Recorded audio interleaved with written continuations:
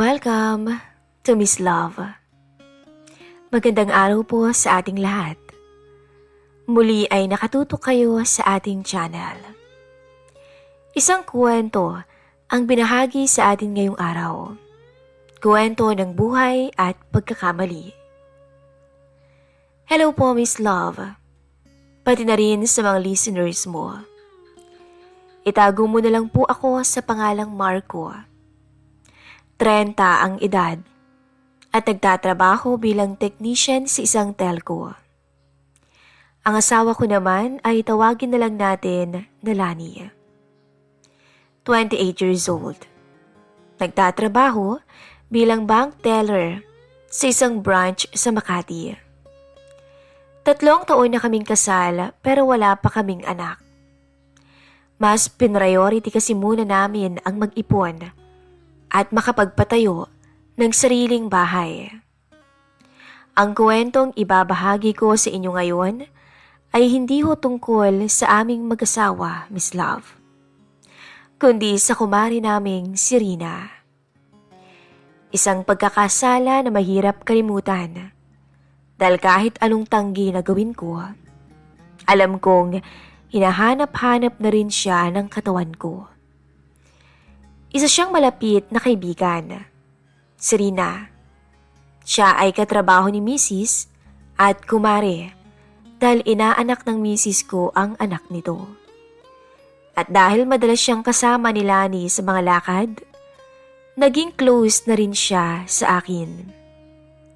Si Rina ay 29 years old na. Chinita, maputi, napakalakas ng dating. Single mom siya, pero hindi halata. Palaging nakaayos, maayos magdamit, at yung tipong tahimik, pero marunong sumabay sa mga biruan. Hindi ko siya pinapansin noong una, Miss Love, hanggang sa isang gabing maulan. Nagkabanggaan kami sa timing. Biyernes ng hapon noon, uwian ni Mrs. Kaya naman sinundo ko siya.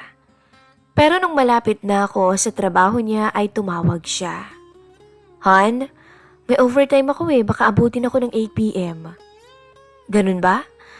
O sige Han, sagot ko. Salamat, ingat ha. Dumiretso na ako sa trabaho niya. Plano ko hintayin na lamang siya. Dahil sobrang lakas din talaga ng ulan nung time na yon. Nagpark ako malapit sa branch nila. At habang naghihintay, may kumatok sa bintana ng kotse. Si Rina. Marco, sabi niya habang hawak ang payong. Uy, Rina, basa ka na. Sumakay ka na muna, sabi ko habang binuksan ang pintuan. Sumakay siya agad sa front seat. Grabe tong ulan Ang hirap makasakay. Akala ko nga nandito na si Lani kaya't nilakasan ko na yung loob kong pumunta dito, sabi niya. Susunduin ko na sana siya kaso ayun, overtime pa rin daw, sagot ko. Hatid na kita pa uwi kung gusto mo. Napatingin siya sa akin. Sigurado ka? Oo naman, okay lang. Total, nandito na rin naman ako. Tsaka matagal pa si Mari mo, baka mainip lang din ako dito kakahintay. Salamat kung ganun, nakakahiya naman. Ngumiti lang ako sa kanya. Tahimik lamang sa loob ng kotse. Tanging ingay lamang ng ulan ang maririnig. Hanggang sa siya na ang unang nagsalita. Alam mo Marco, napakaswerte ni Lani sa'yo no? Ang bait mo. Kung ibang lalaki yan, malamang tinawad ng magsundo. Dahil sa ganito kalakas yung ulan. Napangiti ako. Normal lang naman yan Mag-asawa kami. Gusto ko siyang sunduin lalo na pag ganito. Still, not all husband would do that. Sabi pa niya. Tapos may sandaling katahimikan ulit. Naalala ko tuloy dati. Nung buntis ako, wala akong ganitong karamay. Ako lang lahat. Kaya siguro ang bilis kong matouch sa mga simpleng kabaitan lang ng iba. Hindi ko alam kung paano ko siya sasagutin. Gusto ko lang naman siyang ihatid. Pero habang nagsasalita siya, unti-unting humihigpit ang pakiramdam ko sa dibdib. Hindi dahil sa guilt, pero dahil sa tensyon na hindi ko alam kung saan galing. Pagdating sa lugar niya, Marco, gusto mo muna ng kape? Maaga pa naman eh. Sige. Pero Mare, alis din ako agad Baka biglang tumawag si Lani eh. Pumasok kami sa maliit niyang unit. Maayos, simple at amoy banila ang lugar. Habang nagkakape kami sa loob, napansin ko yung mga larawan nilang mag-ina sa dingding. Napatingin ako kay Rina. Di ikaw lang lahat dito. Oo, kahit tuition, kahit gatas, bayad dito sa bahay, lahat. Kaya nga todo kayod sa bangko. Pero okay rin, masaya. May mga kaibigan akong gaya ni Lani. At syempre, ikaw. Tumingin siya sa akin tapos sandaling ngumiti. Alam mo, minsan, naiisip ko, kung may taong gaya mo lang sana nung panahong kailangan ko ng sandalan, baka iba yung kwento ng buhay ko ngayon. Hindi ko alam kung paano ko tatapusin ang usapan. Lumingon ako sa cellphone ko. Mare, alis na rin ako Baka malapit na rin lumabas si Lani eh. Ngumiti siya, pero yung mga mata niya parang may kakaiba. Oo nga o paano? Mag-iingat ka. Salamat sa pagsabay. Bihira na akong may makasabay ngayon sa kahit anong bagay. Hindi ko na siya sinagot noon. Umalis na lang ako at bumalik na sa kotse. Pero habang nasa daan ako pabalik kay Mrs., ang isip ko'y naiwan kay Rina. Pagkatapos kong ihatid si Rina, agad-agad kong pinuntahan si Lani sa bangko. Kumusta overtime mo? Tanong ko habang inaabot ang payong ni Mrs. As usual, pagod, gutom. Sorry mahal kanina ka pa? Hindi naman. Sagot ko. Habang nagmamaneho ako, hindi ko mapigilang balikan sa isip ko yung mga sinabi ni Rina. Yung tingin niya, yung tanong niya, yung pakiramdam nito na para bang may kulang, na ako lang yung nakapuno kahit saglit. Kinabukasan, Sabado noon, wala akong pasok. Si Lani may half day sa bangko. Ako naman, naiwan sa bahay. Nag-aayos ng mga wiring sa garahe nang biglang may tumawag. Marco, si Rina to. Uy, Mare, anong atin? Pasensya ka na Naiwan ko ba sa kotse mo yung maliit na bag ko? Dala-dala ko kasi yun kahapon eh. Oo, nandito pa nga. Gusto mo i-drop ko dyan? Kung pwede sana. May report kasi ako online mamaya eh. Sige. Sandali lang at papunta na rin ako. Pagdating sa unit na Rina, pagbukas niya ng pinto, naka-t-shirt lamang siya at short na maiksi. Basang-basa ang buhok at mukhang bagong paligo. Wow, ang fresh biro ko pa. Aba syempre, may bisita yatang dadating. Wika niya sabay kindat. Eto na pala. Sabi ko sabay abot ng bag na maliit. O paano, alis na ako? Marco, coffee muna. Promise, sandali lang. Medyo nag-alinlangan ako, pero pumasok pa rin ako. Ibang vibe ngayon. Tahimik lamang, malamig ang hangin, pero parang may init na dumadampi sa pagitan naming dalawa. Nagkape kami sa sala niya, nang biglang bumulaga ang tanong niya. Masaya ka ba talaga kay Lani? Medyo napatigil ako sa pagkakape. Oo naman. Bakit mo naman naitanong? Nothing. Curious lang. Kasi minsan, nakikita kita, parang malalim din yung iniisip mo. Natahimik ako. Alam mo ba minsan naiisip ko, Kung sana ibang naging takbo ng buhay ko, di sana masaya rin ako ngayon. Di sana may kasama ako sa bawat hakbang. Hindi yung ako lang yung lumalaban sa lahat. Minsan nakakapagod. Minsan, naghahanap din ako ng mag-aalaga sa akin. Ng lalaking makakasama ko. At magpaparamdam na babae pa rin ako. Alam mo yun? Siyempre, may pangangailangan din ako. Hanggang sa bigla siyang lumapit para kunin yung asukal sa mesa.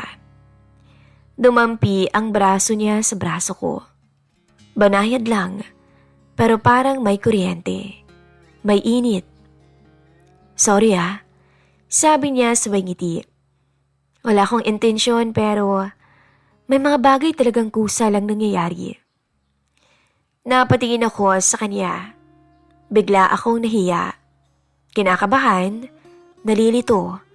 Pero sa loob-loob ko, parang gusto kong huwag siyang pigilan. Ilang minuto pa, nagsalita siya ulit. Baka hanapin ka na ni Lani. Sabi niya pero hindi pa rin ako tumatayo.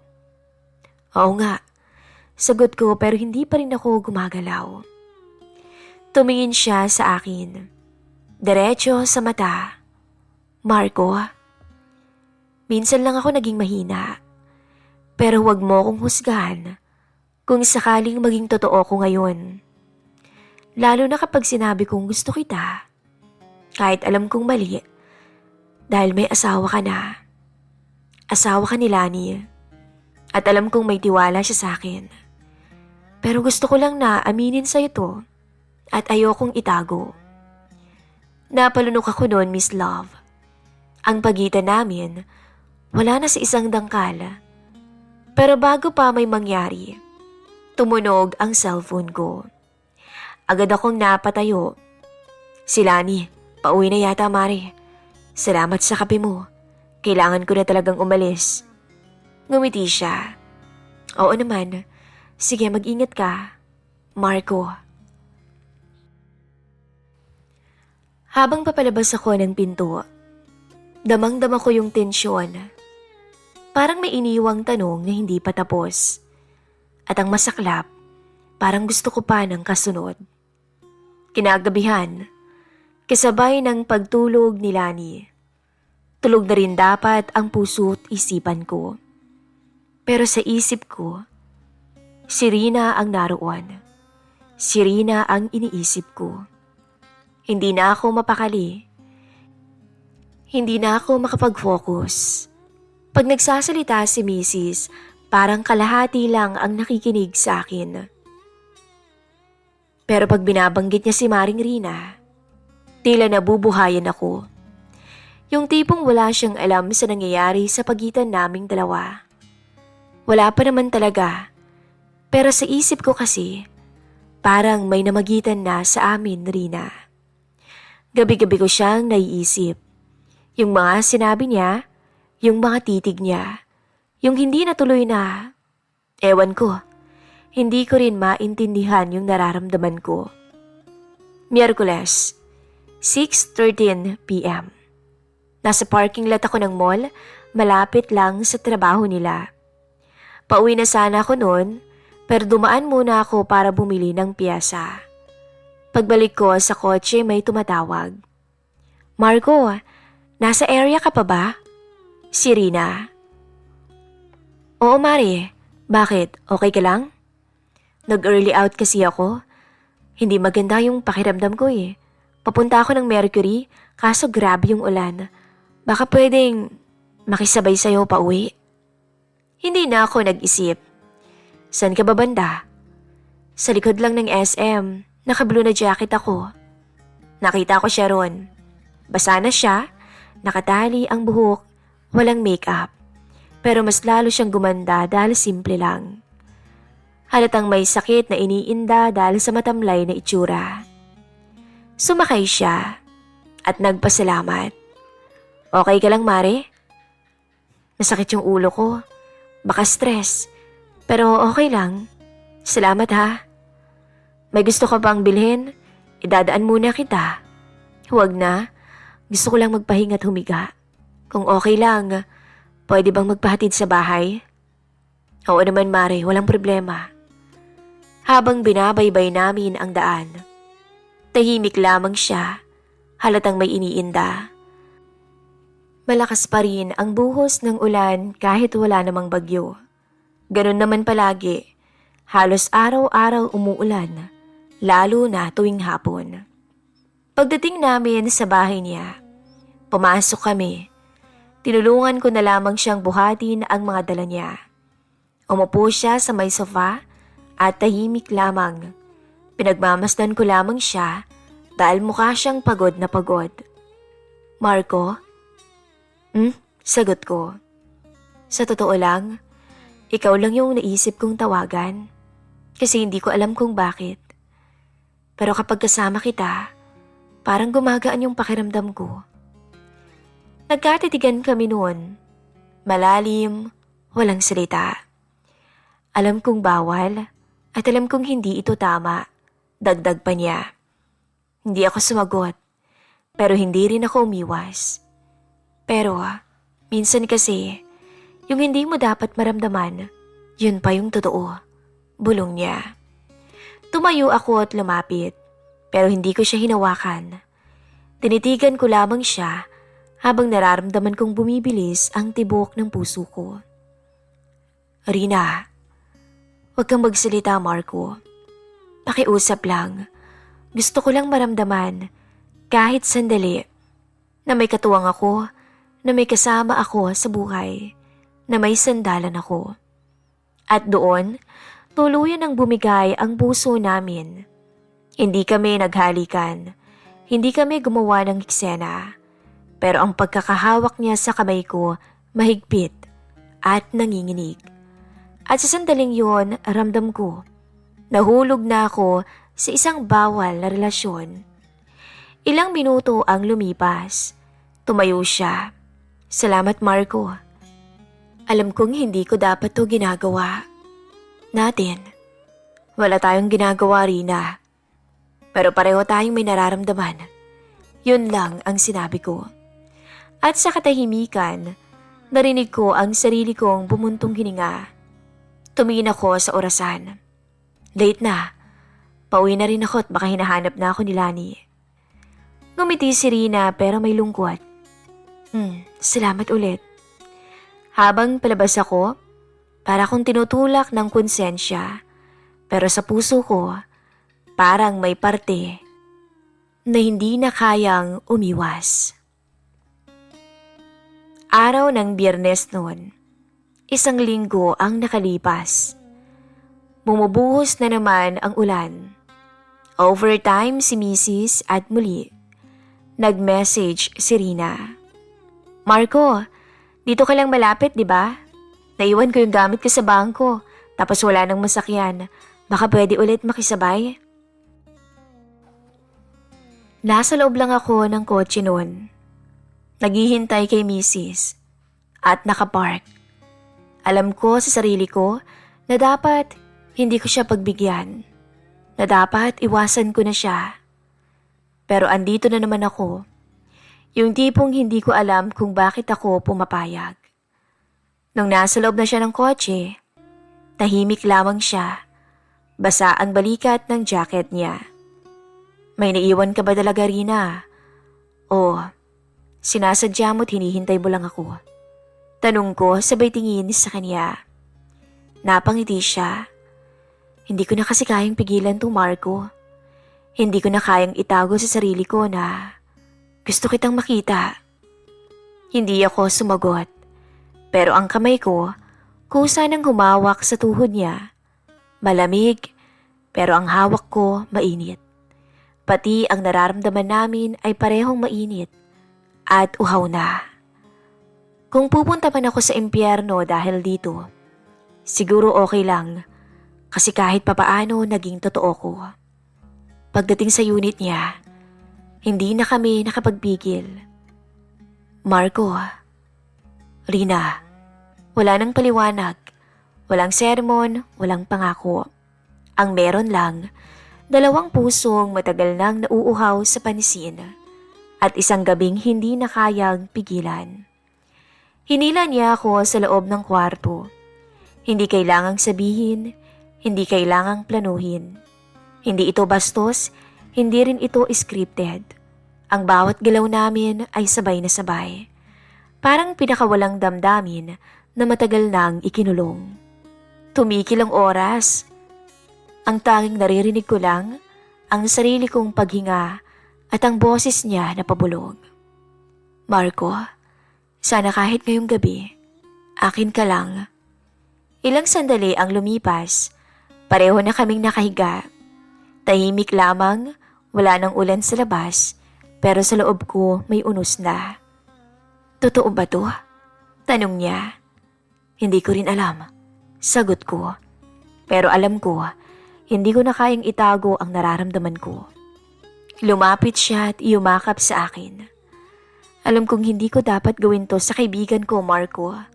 Sa asawa mo. Pero Marco, hindi ko rin alam kung paano lalabanan to. Maya-maya, tumunog ang cellphone ko.